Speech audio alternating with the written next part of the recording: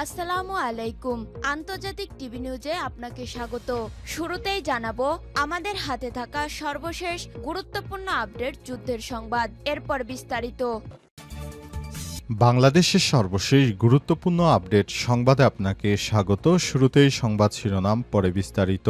প্রথমে জানাবো আমাদের হাতে থাকা সর্বশেষ গুরুত্বপূর্ণ সবথেকে তাজা আপডেট সংবাদ। এমপিওভুক্ত শিক্ষক কর্মচারীদের নতুন কর্মসূচি ঘোষণা। বাড়ি ভাড়া বৃদ্ধি সহ নানা দাবিতে আন্দোলনরত এমপিওভুক্ত শিক্ষক কর্মচারীরা নতুন কর্মসূচি ঘোষণা করেছে। মঙ্গলবার ২১শে অক্টোবর দুপুর ১২টায় শাহবাগে অবস্থান করে তারা মাথায় কালো কাপড় বেঁধে মৌন মিছিলের কর্মসূচি প্রকাশ করবেন। এরপর জানাবো জুবায়েদ হত্যার বিচারের অগ্রগতি না হলে কর্মসূচির হুঁশিয়ারি। জগন্নাথ বিশ্ববিদ্যালয় জবি শিক্ষার্থী ও ছাত্রদল নেতা জুবায়েদ হোসেন হত্যাকাণ্ডের বিচারিক প্রক্রিয়ায় দ্রুত অগ্রগতি না হলে বৃহত্তর কর্মসূচি ঘোষণার হুঁশিয়ারি দিয়েছে বিশ্ববিদ্যালয় শিক্ষক ও শিক্ষার্থীরা। মঙ্গলবার বিচারিক অগ্রগতি না হলে এই কর্মসূচির ঘোষণা দেওয়া হবে বলে জানিয়েছেন তারা। এদিকে শারজিস আলমের সভাস্থলে ককটেল হামলায় এনসিপির তাৎক্ষণিক বিক্ষোভ। বগুড়া জেলা পরিষদ প্রাঙ্গণে এনসিপির মুখ্য সংগঠক শারজিস আলমের সভার সময় সোমবার বিকেলে ককটেল বিস্ফোরণের ঘটনা ঘটেছে। এতে সভাস্থল এবং আশপাশের এলাকায় আতঙ্ক ছড়িয়ে পড়ে। ঘটনায় কোনো ব্যক্তিগত ক্ষতি ঘটেনি, তবে সভায় উপস্থিত নেতৃত্ববৃন্দ আতঙ্কিত হন। এবারে জানাবো সরকারি ক্রয় মন্ত্রণালয় পর্যায়ে সক্ষমতা বৃদ্ধির উপর গুরুত্ব আরোপ। বাংলাদেশ পাবলিক প্রকিউরমেন্ট অথরিটি বিপিপিএ সরকারি ক্রয় বিষয়ে মন্ত্রণালয় পর্যায়ে সক্ষমতা বৃদ্ধি এবং উচ্চপদস্থ নীতি নির্ধারণী কর্মকর্তাদের দক্ষতা বৃদ্ধির বিষয়ে গুরুত্ব আরোপ করেছে। এবং সর্বশেষ জানাবো ইউ প্রতিনিধি দলের উপপ্রধানের সঙ্গে মহিলা জামাত নেতাদের বৈঠক। ইউরোপীয় ইউনিয়ন ইউ প্রতিনিধি দলের ডেপুটি চিফ বাইবা জারিনার আমন্ত্রণে জামাত ইসলামের মহিলা বিভাগীয় সেক্রেটারি অধ্যক্ষ নুরুন্নিসা সিদ্দিকার নেতৃত্বে ৬ সদস্যের একটি টিমের বৈঠক অনুষ্ঠিত হয়েছে। আজ রাজধানীর গুলশানে ইউ কার্যালয়ে এই সৌজন্য সাক্ষাতে মিলিত হন তারা। প্রিয় দর্শক, এতক্ষণ শুনছিলেন সংবাদ শিরোনাম, এবারে বিস্তারিত।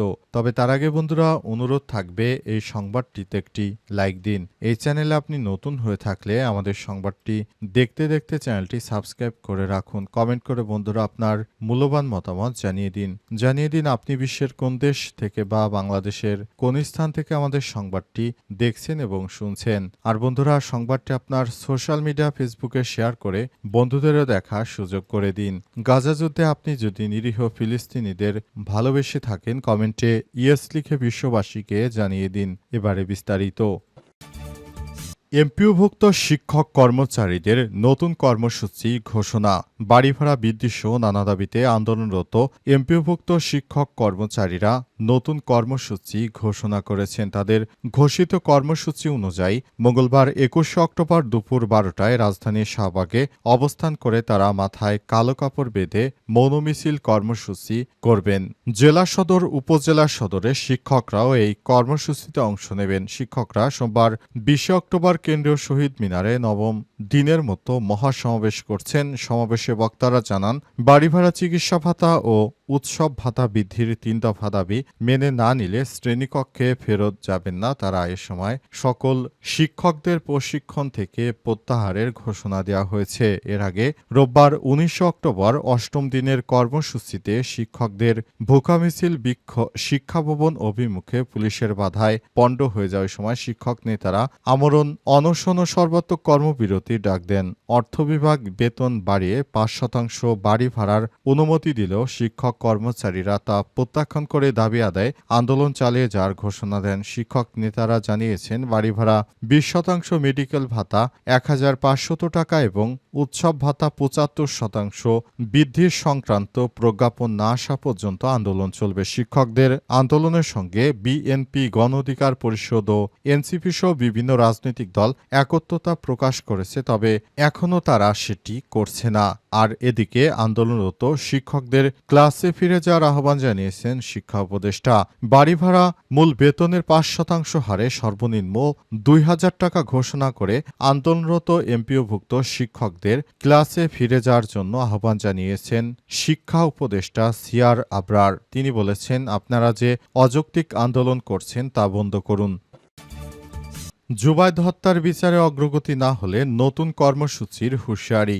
জগন্নাথ বিশ্ববিদ্যালয়জীবী শিক্ষার্থী ছাত্রদল নেতা জুবায়েদ হোসেনের হত্যাকাণ্ডের বিচারিক প্রক্রিয়ার দ্রুত অগ্রগতি না হলে বৃহত্তর কর্মসূচি ঘোষণার হুঁশিয়ারি দিয়েছে বিশ্ববিদ্যালয় শিক্ষক ও শিক্ষার্থীরা। মঙ্গলবার বিচারিক অগ্রগতি না হলে কর্মসূচি ঘোষণা দেওয়া হবে বলে জানিয়েছেন তারা। সোমবার ভাষা শহীদ রফিক ভবনের নিচে বিশ্ববিদ্যালয় শিক্ষক সমিতি আয়োজিত সংবাদ সম্মেলনে এই আলটিমেটাম দেন শিক্ষক সমিতির সাধারণ সম্পাদক অধ্যাপক ড রইসউদ্দিন। তিনি বলেন, যদি জুবায়েদ হত্যাকাণ্ডের বিচারিক প্রক্রিয়ায় কাঙ্ক্ষিত অগ্রগতি না হয় তবে মঙ্গলবার আমরা প্রতিবাদ সমাবেশের আয়োজন করব। সেখান থেকে পরবর্তী বৃহত্তর কর্মসূচি ঘোষণা দেওয়া হবে। অধ্যাপক রইসউদ্দিন আরও বলেছেন, আমরা ব্লকেট বা অবরোধ করে জনগণের ভোগান্তি সৃষ্টি করতে চাই না, তবে আমাদের কাছে জুবায়েদ হত্যার বিচার নিশ্চিত করা আরও জরুরি। পড়ালেখার জন্য বাবা মা তাদের সন্তানদের আমাদের কাছে পাঠিয়েছে, কিন্তু আমরা তাদের নিরাপত্তা নিশ্চিত করতে পারছি না। এটা অত্যন্ত বেদনাদায়ক। সংবাদ সম্মেলনে উপস্থিত ছিলেন জাতীয়তাবাদী ছাত্রদলের কেন্দ্রীয় সাধারণ সম্পাদক নাসির উদ্দিন নাসির। তিনি আরও বলেছেন, আমরা চাই প্রকৃত আসামিদের গ্রেপ্তার করা হোক। 1 মাসের মধ্যে ঢাকায় ছাত্রদলের 4 জনকে হত্যা করা হয়েছে, এটা আমরা কোনোভাবেই মেনে নিতে পারি না। তারা সরকারের প্রতি আরও আহ্বান জানিয়েছে, এদেরকে দ্রুত গ্রেপ্তার করতে হবে।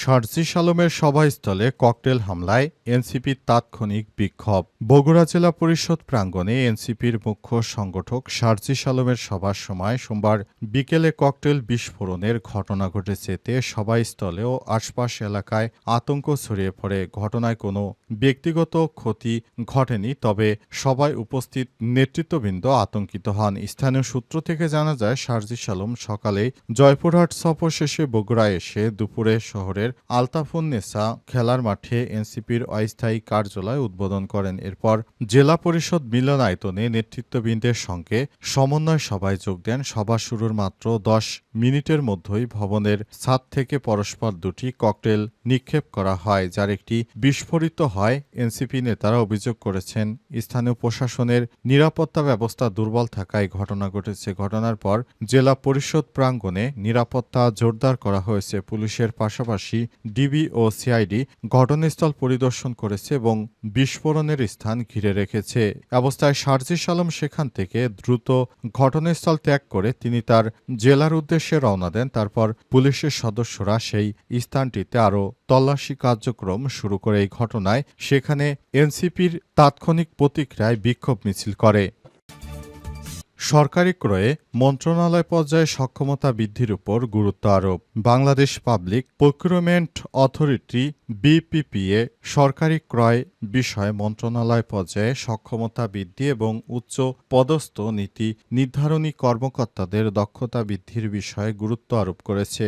20 অক্টোবর 2025 তারিখে জাতীয় সরকারি ক্রয় প্রশিক্ষণগণের সঙ্গে পিপিআর 2025-এর আলোকে সরকারি ক্রয় প্রশিক্ষণ কারিকুলাম উন্নয়ন বিষয়ক এক কর্মশালায় গুরুত্ব আরোপ করা হয়। বাস্তবায়ন পরিবীক্ষণ ও মূল্যায়ন বিভাগ আইএমইডি এর নবনিযুক্ত সচিব জনাব সিরাজুন নূর চৌধুরী প্রধান অতিথি হিসেবে তার বক্তব্যে উল্লেখ করেছেন যে মন্ত্রণালয়কে সরকারি ক্রয় বিষয়ে শক্তিশালী করতে পারলে বিভাগ ও অধিদপ্তরও শক্তিশালী হবে। তেমনি সচিবগণের যদি এ বিষয়ে দক্ষতা থাকে তাহলে কর্মকর্তাদের এই ধারণা বৃদ্ধি পাবে।